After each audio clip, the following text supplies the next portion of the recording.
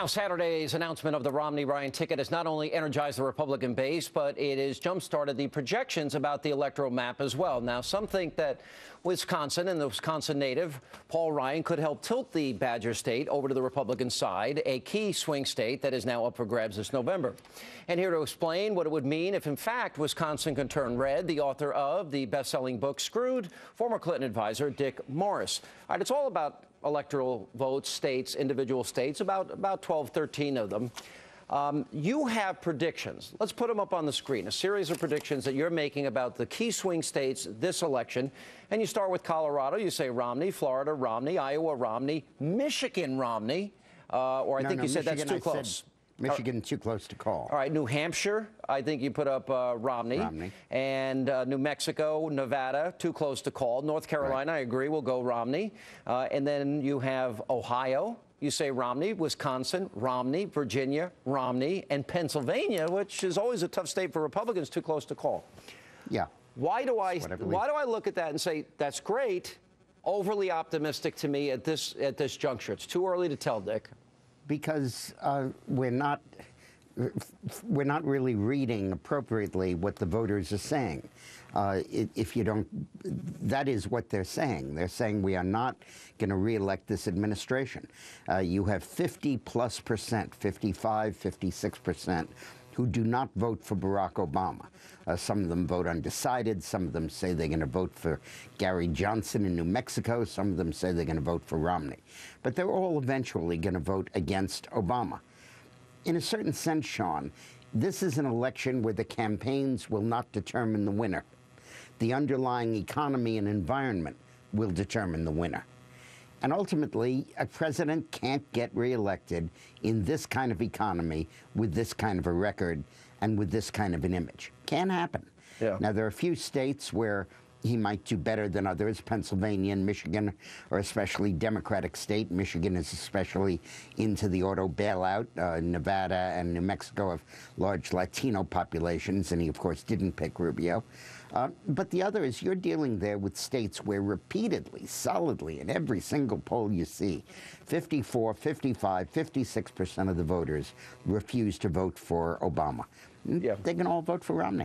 There's a Zogby poll out tonight that has them tied at 46%. Among independents, a 5-point lead for Romney-Ryan. Obviously a Ryan bump. What? There's also a Rasmussen poll that has Romney 3 ahead, 47-44.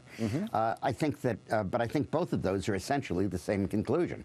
46 and 44 mean that the overwhelming majority is going to vote against Obama. But let me ask you this. When any Democratic candidate starts out with California, New York, New Jersey, Washington, Oregon... I wouldn't be so quick on New Jersey. Really? Obama's under 50 in New Jersey. And Joe Carrillis, who's running for the Senate there against Menendez, is only about 8 behind, and Menendez is at 45.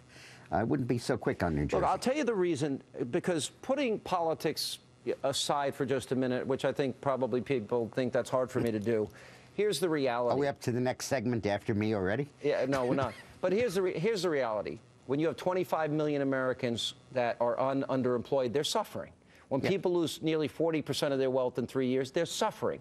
When 49 million Americans are on food stamps and poverty, they're suffering.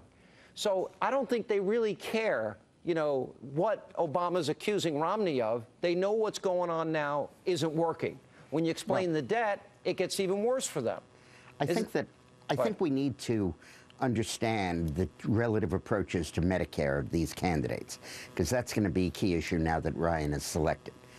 Obama basically says the government is going to determine what medical care you can and can't get.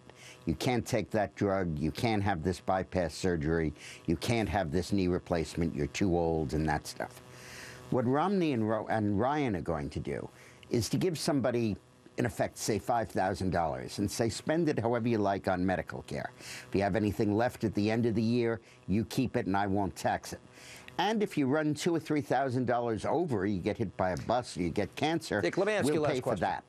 And we'll, wait a second, Sean, we'll pay for that. There's a safety net. But the point is that health insurers don't care about our health, and we don't care about the cost. We make a great pair. What Romney will do is make us responsible for the cost, and therefore will shop, hold it down, ask questions about the tests, and reduce the costs so that we can have good medical care. On a scale of 1 to 10, the Ryan choice, 10 being the best, how would you score it? 8 or 9. Okay. 8 or 9. Dick Morris, I think that he's a very strong candidate who'll hold his own. By the way, in the primaries coming up in Florida, I just wanted to mention 3 congressmen who have tough primaries. Alan West needs help. John Quinones needs help. And John Mica, incredible record of achievement. Some of those guys are facing primaries against Republicans funded by Democrats who are trying to beat them. We got to go. Dick Morris, thanks for being with us. And coming up, well,